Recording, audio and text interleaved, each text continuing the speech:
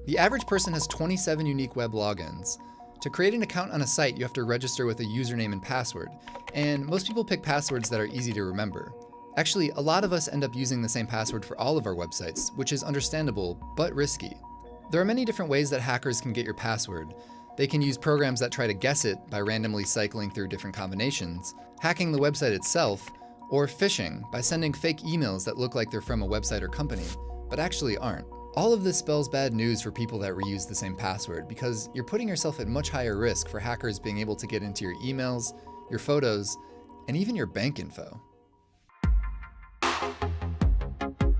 Last year, Yahoo made headlines when it was the victim of a massive cyber attack, with sensitive information being stolen from 1 billion accounts. So if you had a Yahoo account and you used that same password for other sites, you are now vulnerable to all those other accounts being hacked too.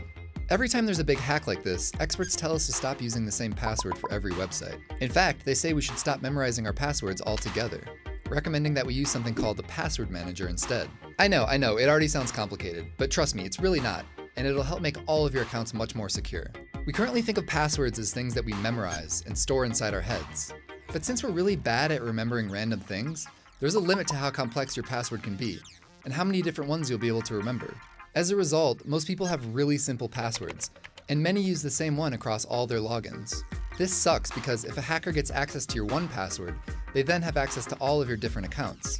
And if your password is uncomplicated, it's astonishingly easy for hackers to guess it. For instance, if you use a password like, well, password, which is actually the 8th most commonly used one, it would take a hacker mere milliseconds to guess it. But if you use a password manager to generate a 15-digit series of random upper and lowercase letters and numbers, that time jumps up to 609 million years. The biggest thing we need to do is stop keeping our passwords in our heads. Instead, we need to put them somewhere else and lock them up, like a virtual safe. This is what the password manager does. It's basically an app that keeps all of your passwords secure inside of a safe that only you can unlock. This way you only need to remember one password. And once you unlock the safe, you can see all of your many different passwords in one place. Since it's an app, you can access your passwords from any device you've installed it on. And since you don't need to remember all your passwords anymore, you can make them really long and complicated. So what happens if your password manager gets hacked? They would have access to all of your individual passwords then, right? Not necessarily. The password manager encrypts your data, so if a hacker looks inside your safe, all they'll see is scrambled passwords. LastPass was hacked in 2015, and users had to change their master passwords, but the individual passwords inside were safe because of this encryption. It may seem like it would be annoying to have to retrieve your password for every single website, but actually, most password managers have browser plugins that automatically fill your info in for you.